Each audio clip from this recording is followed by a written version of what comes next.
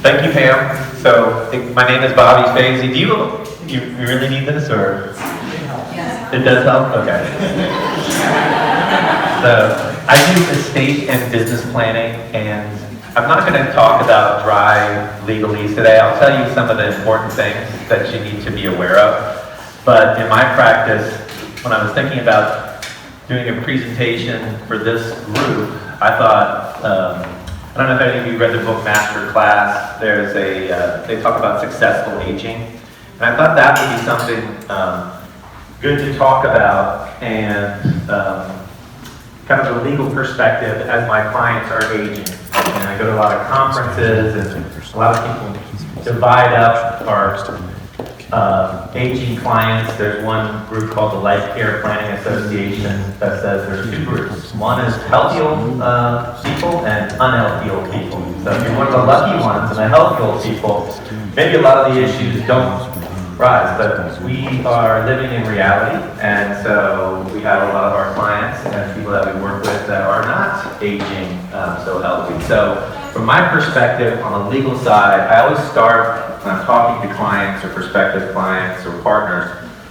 Most estate plans don't work, and you probably all see that more clearly than I do. When most estate plans don't work, they don't meet the client's expectations. And I find that the expectations for a lot of our clients when they're coming in from the estate planning side is, okay, I just want to get the will done, give me a power of attorney, a medical directive, and then don't want to think about it anymore. I want to get this, it's like going to the dentist, right? But if you shortcut that process, you're really, at least from the legal side, I find, you're not doing anybody any favors, because as we've learned, there's a whole industry growing up around our aging population, and I look at it like a snapshot test. And originally, I would say to my clients, I'm a visual learner, and I would just focus on after death, which was a mistake. I would say after you pass away, let's assume that you're looking down from your cloud from above. All my clients look down, right? They don't look up. He's the alternative. If money's going where you thought it'd be going, people doing what you thought they would be doing, and that's generally a plan that worked. Money not going where you thought they would, people fighting, and things that don't work, and that's generally where we started. But I think that was a mistake to just think about after death, because of all of the things that lead up to that, right? If we were one of the lucky ones, the way I look at it now, I guess I'm jaded. If you can just live your life and just drop dead of a heart attack, I think that's good.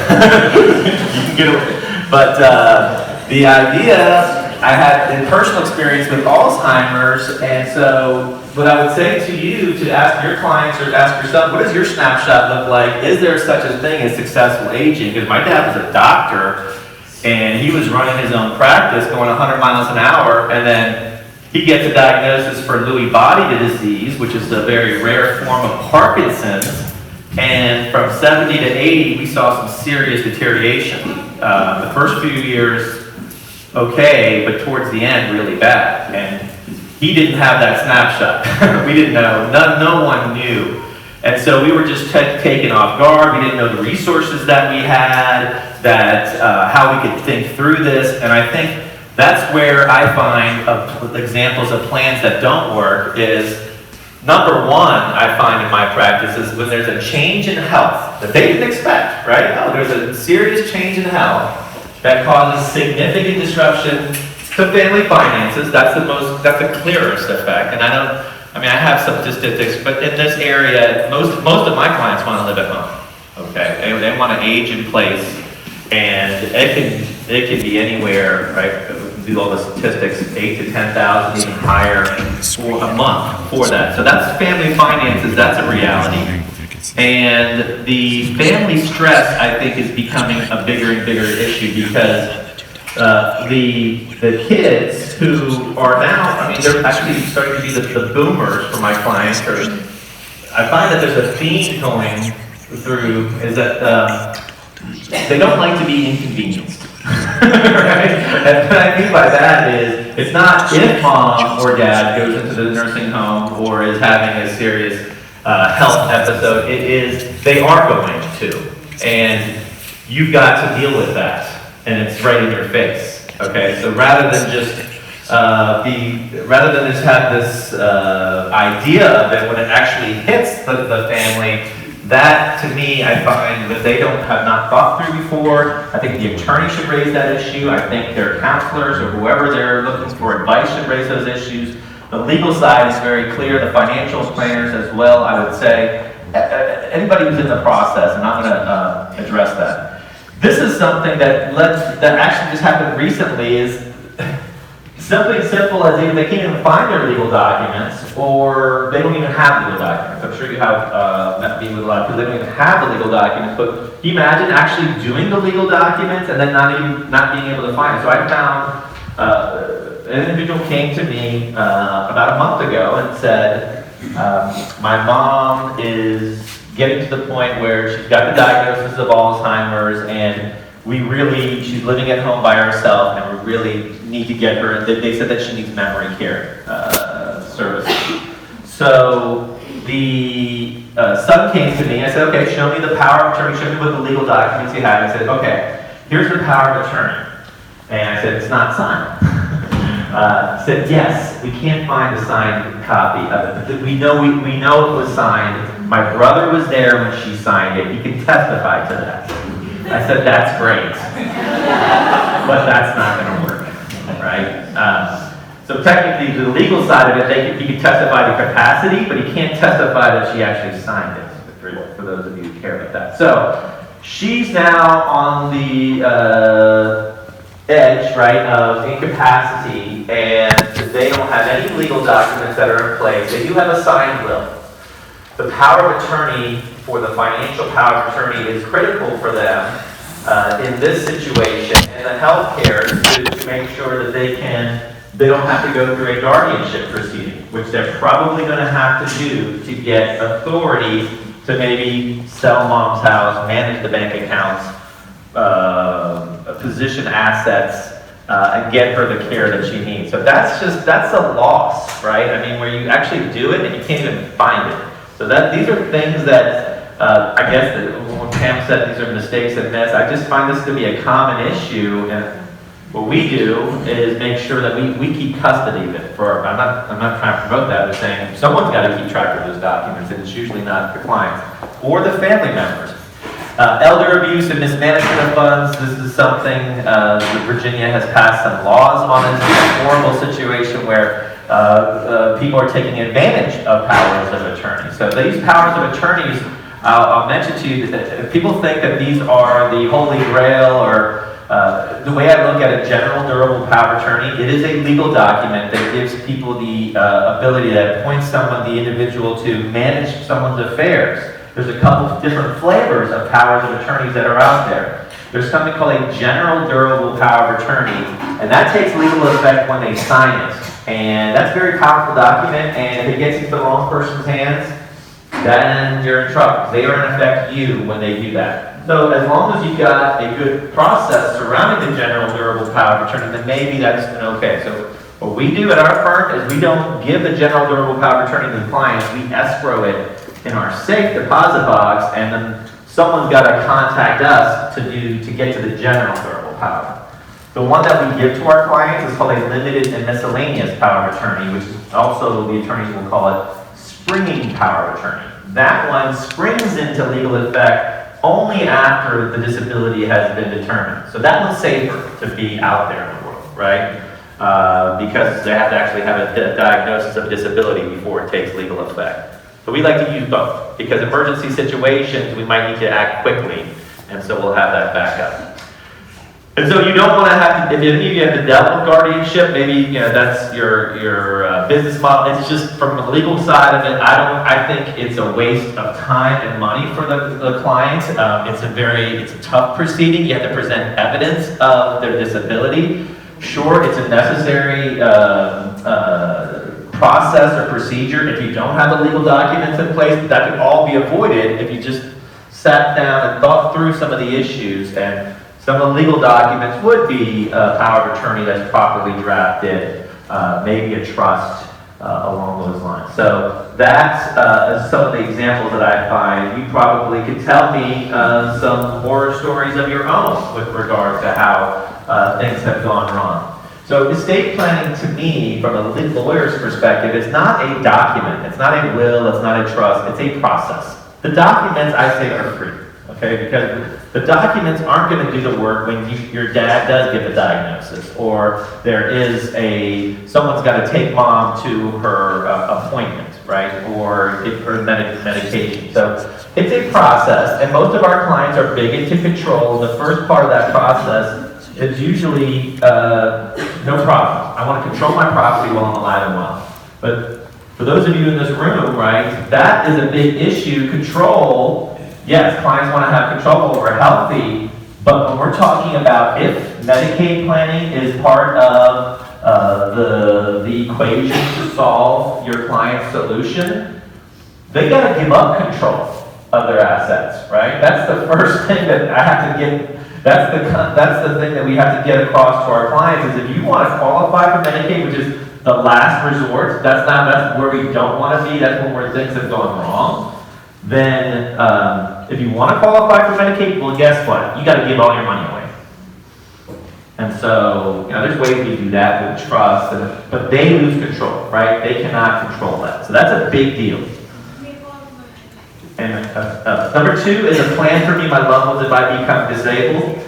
So mental disability versus physical disability. This is where I think where the discussion meets a lot. This is really what a lot of us are here for is, for me, the disability planning, I can get the legal structure in place and I can work with financial advisors and planners to think about how the money is going to work so we can, but there's a host of other issues that are out there that we need to, that at least the law firms I think need to be aware of, and that's one of the things I wanted to talk about today and get your thoughts on. So, control while healthy, disability planning, then the traditional notion, I want to get what I have, whom I want, when I want, the way that I want, and then we shoot high. Well, we set the bar high, we try to. All ushering my wisdom is transferred along the rest of my life, right? So that non-material wealth, those values. Because my grandmother, she did die on Medicaid, but it wasn't her financial assets that were the big. For her, it was her stories. That was she was priceless, right? The stories that she had. So that to me, one quote that I was at the conference. They said when someone passes away, it's like a library burning down. So there's stories everyone has that I'm looking to try to capture on my side. So every estate plan, if you're working with clients, not to make a big legalese, but these are the checklists that I would say, if you can check these things off, then your client's got a good plan. Personalized counseling versus word processing. So counseling means, and I'll give you some examples of that, but what I mean by word processing is pretty simple. LegalZoom, which is fine, okay? LegalZoom is fine, that's right for the client, but I just found when there is a disability, the LegalZoom attorney is not really going to be there to help them get through that, right? So it may be okay for the family. I just think it's the Band-Aid is low for just kicking the can down the road when things have to happen. Proper asset ownership, really critical. There's only 3 ways you can own things in the U.S., at least I know of, is in your individual name, jointly, and by contract. And how you own things will have different legal impacts. So if you own things in your individual names, my engineer clients love formulas. Individual name equals will equals probate. Everything in the individual name goes through the probate process. Jointly, there's a lot of different ways to do jointly. Joint tenancy with registered survivorship, tenancy in common, how you own assets jointly with others, and then contracts. IRAs are contracts, annuities are contracts, life insurance policies are contracts, trusts are contracts, TOD accounts are contracts, it's the bank's contract, POD accounts. People think that those are the end all. It's like, you've got the bank's contract, and who do you think wrote that contract? Okay, so the trust is just basically a contract that we stake in the deck of our client's favors. That's it. I mean, it's not just me drafting the trust. I belong to a national network of estate planning attorneys. There's about 300 of us, and all we do at our conference is like, let's put this provision in, let's put this provision in. It's long trust, but it's there to get all the gotchas, right? It's more of an extra sweaters in the suitcase that are there to say, okay, you don't like that, here we go, right back at you. So the approach that I recommend is set the plan up with counseling-oriented planning partners, and that's what I want to spend some time on. And then there has to be some type of maintenance of the plan so that when something happens, there's a support system in place to help the families when they're going through where we now know there's some expected issues that we to be ready for, rather than be taken by surprise by it. So what I mean by counseling-oriented planning partners, from my perspective, and I want to get your views on it, these are who I think are the counseling-oriented planning partners. It's probably a short list. Is when I'm working with clients, I want them to have access to other resources like care coordinators, geriatric care managers, home care consultants. I have clients that are in different retirement communities, right? There's some that are in the Ashby Pond, some are in assisted living facilities, some are in Sunrise Nursing Home. Those are they are the assisted living facilities. So financial advisors are a big part of the process. CPAs, if we can get on the same page, realtors, social workers. From your side, what other fields am I missing here? That I just talked to a hospice care coordinator today, and so from my perspective, the legal perspective, I need to get from tunnel vision open up and. Because we have a maintenance plan for us, I think that's great for our clients. I'm starting to realize we're near 9 of our maintenance plan. We've got about 250 families. I'm realizing that, hey, there's a resource that you can talk to, right? And kind of put them on spotlight for our clients.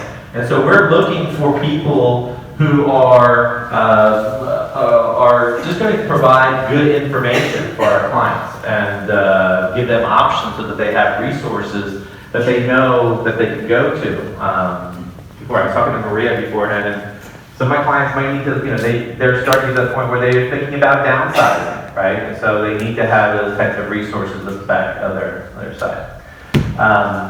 Any other planning partners? I'm just curious that you would think of. Yes, Pam. The piece that always seems to be missing is the medical community. So there are primary care physicians, the neurologists that diagnoses them with Lewy body, and things like that.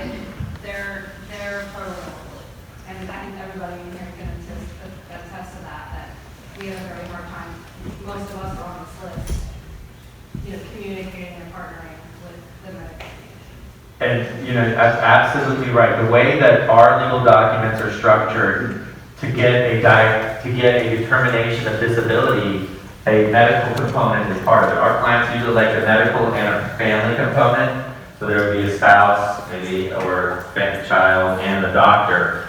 And the doctor, from my perspective, they're just looking for the least amount of liability. So what we do, because most legal documents, and this is good, so most legal documents, the medical directive or the power of attorney will say, when 2 licensed physicians say that you're disabled, you're disabled. And so from a doctor's standpoint, is it 70% disabled, 80%? So they might have a good day or a bad day. So they're worried, right? When you make that diagnosis, that's a big deal. And so what we did was lowered the standard for the doctors. And then we said, it's not they're totally disabled, it's that when they cannot effectively manage their financial affairs, we write the letter for them and say, is this something, and then make it as easy as possible. But you're right, that is something that's important. So I don't know how, from my side, but all I get from that end of it, what I'm seeing from that is the diagnosis, the issue coming back from the disability. I'd like to have them speak at one of my, see what the different perspective is. That's good on that side. And a lot of my clients, they don't really have a good relationship with their primary care physician, and I asked them on a scale of 1 to 5 what's their relationship with their primary. 1, they wouldn't know them if they bumped into them at the supermarket, right? And 5 is a very strong relationship. Most of them they're not spending a lot of time with their physicians. And they might want a physician's assistant or some type of other medical practitioner that would be more involved with their planning. So that's good. That's a very good point. That's something that we got to look at. So very good. From our perspective, the counseling goals that I find that clients that we try to raise that they miss often, because when they come in, I just want to leave everything to, if it's a married couple, leave everything to my wife and when she passes away, everything to the kids, right? The I love you most. I just want to do that. Okay, that's when you die. So what about if you become disabled beforehand? What if you had that stroke or Alzheimer's? Do you have an opinion if you'd rather be taken care of at home or in a nursing home, or you don't care? Right? And most of my clients care about that. But those who say, I don't really care, Well, then I say, you're not doing anybody any favors, right? Because when you have a disabled spouse and a healthy spouse in that type of situation, who's all the pressure on in that scenario? Right? And so the burden is on the healthy spouse, and so it's their job to take care of it. Well, that's a big burden, right? To leave. And so not thinking through that issue is not doing anybody any favor. So what we try to do is, okay, we've got the legal documents. What's your wishes? And so I think a bigger deal in the medical directive, people say, I've got the medical directive. Great. What does it say? And if you do go into various scenarios, how is your healthcare agent supposed to act? And so we use checklists on our side. I don't know how you all do it, but for us, I want the discussion versus just the legal document. Legal document's fine, but I want them to actually talk to their spouse or talk to the kids. Say, look, if there is a small chance of coming out of this, I mean, are we waiting a week? Or just, I don't want to deal with it, right? Or keep me at home, use money for home reasons. So these discussions need to be had so there's no fighting, well, to avoid or minimize the disputes on that side. So, and I find transparency and communication. So for me, it's not only the clients, we're trying to reach out to the helpers. That's what we call helpers, right? The family members who are going to be working through these issues. Remarriage protection, this is protecting assets after one spouse passes away, making sure that the assets are protected from the surviving spouse and then the kids. Creditor protection is a bigger deal now. And so just a quick point on creditor protection. Traditionally in the law, with trusts, with the use of trusts, and I usually have a visual, just use this, think of this cup as a trust, all right? And while you're alive, you can put all of your stuff inside the trust like an open cup. You can put stuff in, take stuff out. And the beauty of the trust, one of the beauties of the trust, if something happens, you centralize management of your assets, you've got clear instructions, you just pass that cup off to the next person in line. But from a creditor perspective standpoint, there's no creditor protection when you do a basic revocable living trust. Living trust is kind of like an open cup, right, that creditors can get into. But when you pass away, under trust law, it came from England, where basically when you pass away, we can put the lid over the trust and say, these are my assets for my beneficiaries' health, education, maintenance. But it's not for their creditors' health. It's not for their ex-spouses. It's not for Medicaid to take. It's not a countable asset. We can put all those rules on it because these are your assets that you've left for your beneficiaries. Their assets, fair game. And if they follow the rules, very powerful strategy. Okay, a lot of protection there. Some of my clients say, I don't want to wait till I'm dead to get that creditor protection. Right? They want everything. So this kind of goes in line, and you're working with elder law attorneys, and this comes in line with a little more advanced planning. There's two different ways to look at it. We say we want to put the lid on during our lifetime. So we create an irrevocable trust. And from an irrevocable trust perspective, now we've given up control.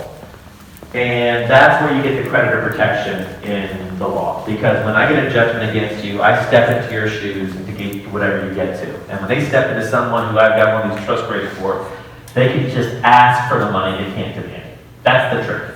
But you lose control, and you can qualify for Medicaid over a 5-year period. There's a lot of different things that are going on there. But some clients are okay with that. If you have a strong marriage and trust your spouse or trust your family, you can do that. Okay, but that's a control issue.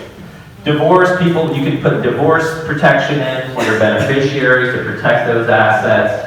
And then values promotion, I find, is becoming short-sighted from the legal perspective. I'm trying to get my clients to, this is where the heart is, it would be great, but I call it my babysitter story. And so if you have kids or been a kid, right, the first time that the babysitter was hired, usually, one spouse might be saying, this baby's going to stay at Blade, and you read a story to this, you're going to read every page, if you skip a page, they know.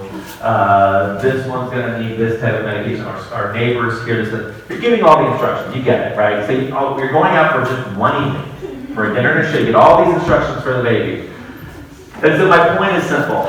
would you agree that we need more instructions for our loved ones when they're little, and we're going away for just one night to a dinner and a show, than we even think about leaving in our estate plans when we're going away for a lifetime? And that's just a simple point. And it's not like, here's a blank piece of paper, give me all your values. There's ways that you can do that if you just bring that conversation. And I'm talking to people that are probably really good at interviewing clients and asking good questions, right? It's really just asking the right questions and getting that out. The maintenance side for me, I think, has been a real big eye-opener from the legal perspective, is that I realized that once the clients created the plans with me, whether, the estate plans, that they weren't dying the next week, right? They would not cooperate, and they're living, right? So life happens, laws change, new administrations come in, their family changes, and so any plan, I don't think you're living in reality that if you have a legal document that's 10, 15 years old, that you think that it's going to work.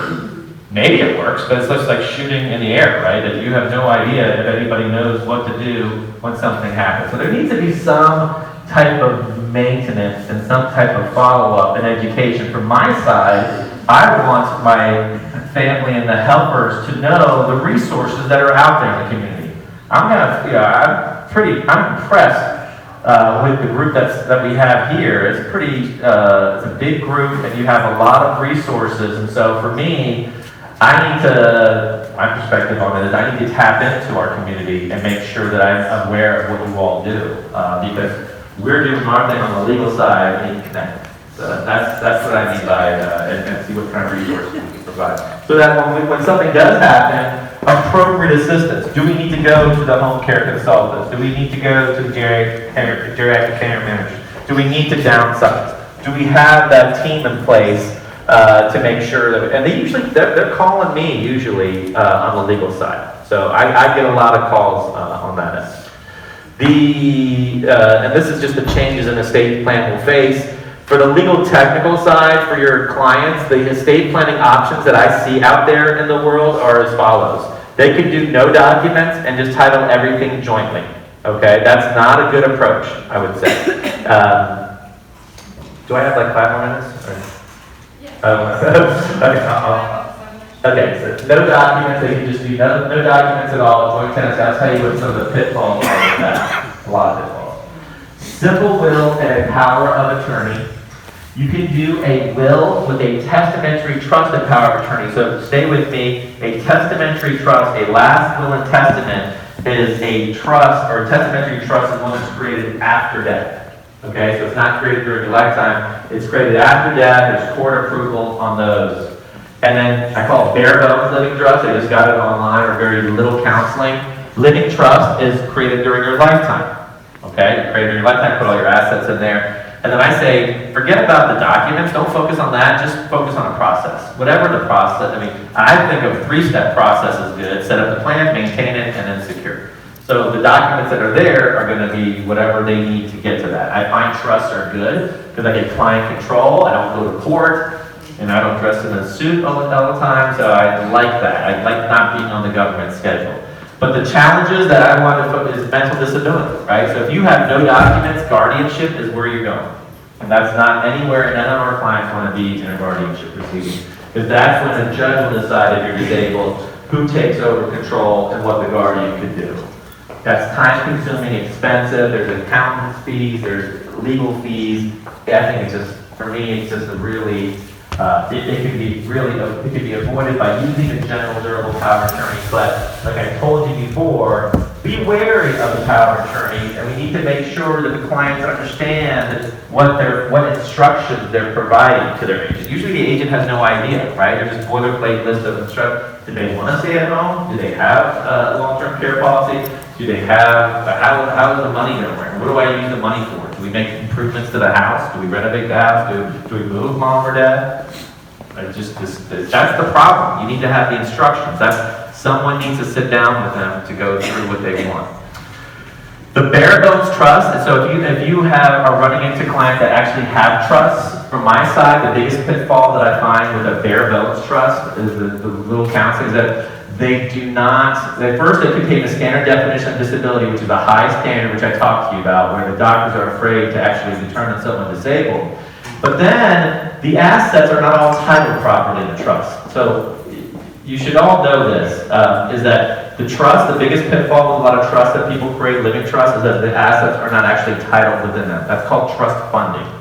And so, and the reason why, logistically, is that it's a pain to fund all the trust assets. You gotta fill out all the financial specific forms.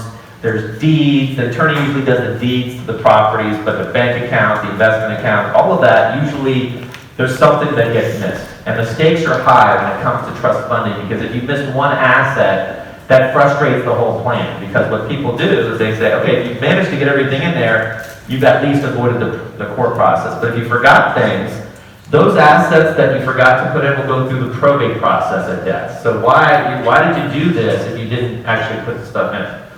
And the legal document that is there as a backup that most attorneys will use is called a pour-over will. A pour-over will sounds nice. I call it the legal pooper scooper. It cleans up after your mess, right? The pour-over will says when I die, after I die, scoop up my asset that I forgot to put in the trust, pour them into my trust, takes a stop at the courthouse before it gets there. So there's two administrations. That's not the solution. I mean, we use pour-over wills, but if we just record it because there's no assets to be, so we manage that process, but that's the thing you gotta look at. And so that's what I mean by that is someone will do a trust, maybe get 3 or 4 assets in, and then mom's disabled, the family's scrambling with this durable power of attorney trying to get things inside of the trust when they should be focused on mom, right? And there's just more stress. It doesn't help anybody. Okay. So the legal side, I'm just trying to say, that's gotta be smooth. So because things are hard enough as it is.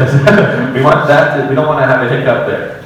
So from our side, it's a personalized definition of disability. I want my spouse or my kids, I want them to make a decision with this doctor. I want a second opinion or I don't want. So they got the personal, they created their panel, and then it's a private transfer. Go ahead, pass it on to this person. You got the game plan, and then here's my instructions.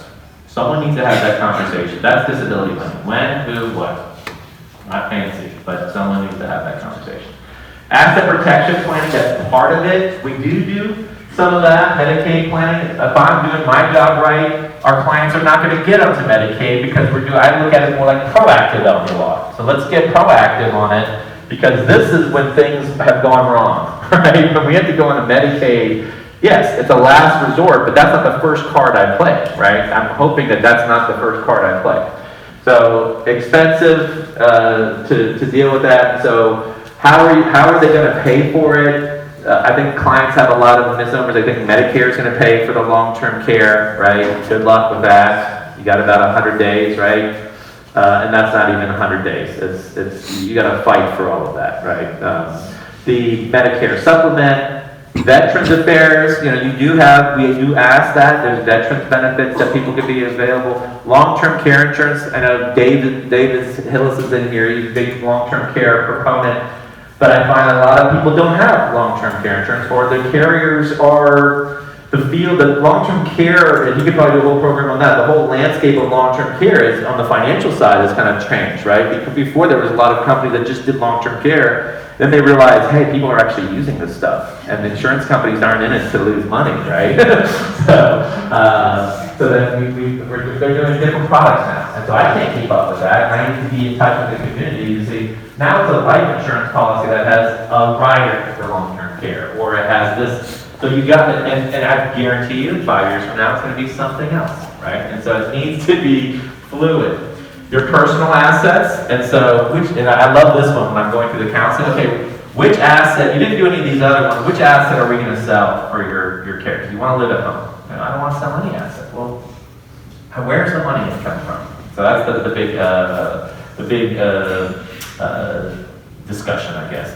And then family, I love that. Family's going to take care of it, right? So that is what I think we're dealing with. Financial, so the classic one is one child's local, the other one's away, right? And there's just nothing. And then they come in, where'd all the money go? Right? So it's predictable. And so from our side, all I'm just saying is let's get with everybody, let's have a plan and process. And I'm kind of just like a teacher, just keeping them in line. just gotta set the expectations early, because they're gonna go off. And then Medicaid is, to me, is the last resort. This is what I thought was interesting, sources of payment of care. This is old, but I mean, I think you get the idea is that most people are not, for long-term care, it's usually Medicaid, for that is a big part of it. Very few have private insurance, and other options. So that to me needs to get bigger, and we have to figure out how to get our clients on that end. And so that's, and so what can you do? For me, integrate long-term care planning with a well-designed estate plan. So for me, I need to go through, my counseling needs to be a little bit deeper now, and I need to integrate more of, I think, some of the resources that we have here to provide that to our clients. And we're starting to build that up, and I think it's just ignorance or naive to not be ready for it and expect that a good portion of our clients are going to have to deal with this, and they just need to be aware of it. And rather than just, hopefully it won't happen. So 3-step strategies, I think, is a big deal. Set it up with counseling-oriented planning partners. Have some kind of maintenance and education to not only educate the clients, but the family and the beneficiaries. That's what we're trying to get to, so that we can have appropriate assistance. And what appropriate assistance to me is getting them through whatever those challenges are as smoothly as possible. Our process, and I want to show you some of the cool tools that I've had in the past, and I don't know if you all know, there's someone named by the name of David Solie, and David Solie wrote several books, but one of his books was How to Say It to Seniors, and he is, yeah, that's fine. I just want to make it bigger, if they can see it. I don't know if they can tell. So this is just, he does these mind maps, which I thought were pretty cool, and we're going to start. It's just a tool to use to help the families deal with some. So this one's just a healthcare team mind map, so that you have on one page, we know mom or dad's, all their doctors, their specialists, area of expertise, name and fax number, just so some easy tool to keep that. So I like that one, and then let's go a little bit further down. There's more. So keep going. Keep going to the next one. Yeah, keep going. There's more mind maps. Yeah, it's long. So this one, that's a specialist. Keep going. That's the bigger one. Medication census. So for the medications, right, for the clients, this is something to use for the family. So they say what medication it is, why, what does it do, when, is it with food, without. So just making sure that they're all on the same page with the medication. There's one, there's a dad taking away dad's car keys, right? That's a hard one. That's the medication one. Good fit, if the healthcare provider is a good fit, with their attitude, follow-up, willingness to explain, those types of things. So that was just my, I just want to bring that up to you. So there are tools. I go to various conferences, and they provide us these types of, and I think what I'm just trying to get at is some tool or something that we can have the conversation with the family. And you all maybe have different tools. This is the one he's got a great website as well. Terminal illness mind map. So with that being said, I know I've gone over my time a little bit. Any questions? Thank you for your time. I'm looking forward to meeting everyone if I haven't met you. But yeah, our process, what I find is to be a big deal is what we've been realizing is the settlement, securities, and then supporting the beneficiaries, and that maintenance side is what our view of the law should be, rather than here, set up a plan, call me when you're dead, right? It's not reality. It's not reality. We're calling you for that. Thank you very much for